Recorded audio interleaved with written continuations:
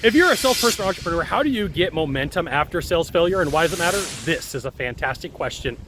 I'm Scott Sylvan coming to you live from Honolulu Bay, Kauai, on a perfect day to talk about sales and business and a fantastic day to talk about you.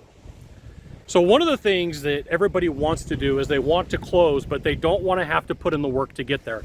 It's like saying, hey, I don't want to go to the gym, but I want to get swole. I want the six pack, I want the abs, I want the shoulders. And so part of the sales process is failure, but the mistake that a lot of people make is they look at it as it's final. So I'm going to give you a couple of examples from different industries and different services.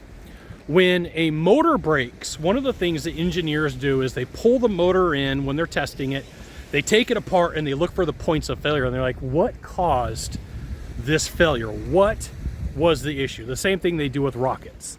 If there is a surgery and the surgery fails, the doctors get together and they're like, hey, what was the point where we had a struggle that caused this thing to fail? And the reason that I bring this up is you can look at just about any other industry or service where a product or service is created and something breaks.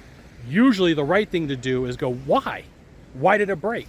What did we learn from this? And so for you, this is why you should be working off of a checklist, absolutely, to figure out like, hey, did I do everything possible that I was supposed to do? Now, one of the things to remember is whatever energy, belief, ideas that you have going into your call is what you're going to take to your presentation. So the starting point is always, what was I doing before the call? The starting point is always like, hey, what was I thinking to myself? What was I saying to myself? What was my dominant emotion? That's always the starting point. And then from there, it's like, okay, what did the first 2 minutes look like? Did I mail it in? Or did I really do a good job? Then what did the discovery session look like? Okay, did I ask the questions, or was I just like kind of figuring out, hey, I just want to ask these questions to ask? And then what was the presentation like? And then what was the closing process like? To find the momentum, you got to figure out where the failure started. Everyone wants to give you all the happy stuff. You could go watch the videos and get motivated. You can, call a friend, but at the end of the day, we got to find the starting point of your issue and then of your injury, of your boo-boo, of your failure, and then we'll get you back on track. Once we got the beginning part out, now we can talk about, hey, here's some things that you could do. You can watch some stand-up comedy. You could have a conversation with a religious person, a preacher, a mom, whatever religion you happen to be. There's somebody that you can have a conversation with and say, hey, I'm struggling here, what's going on? Get a therapist, right?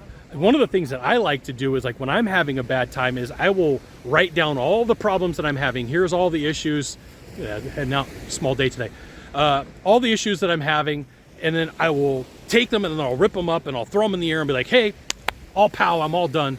Like, I don't need to worry about this stuff anymore. Because the more that I think about it, the more it compounds, the more that I've got a problem, the more that I got an issue.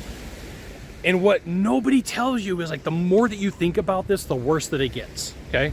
So if you can go like, I'm gonna write this down, I'm gonna rip it up, throw it in the air. If you've got a fireplace or somewhere illegal to light stuff on fire, I'm from California, everything's illegal. You can light it on fire and say, this thing is all done. You could, take it and throw it in the trash can. But what you gotta do is realize that most of the time, to get out of sales failure, to get some motivation, is you got to figure out over here what caused it. What did you skip? What did you do? What were you thinking before the call? What was going on in your head? There you go. You got one of three things to do from here, just one of three. Find the subscribe button, click on it. Every time I send out a video, you'll get an update. 2, hit follow. 3, you know what you got to do. Share this video with a friend. We'll see you soon. Thanks for watching.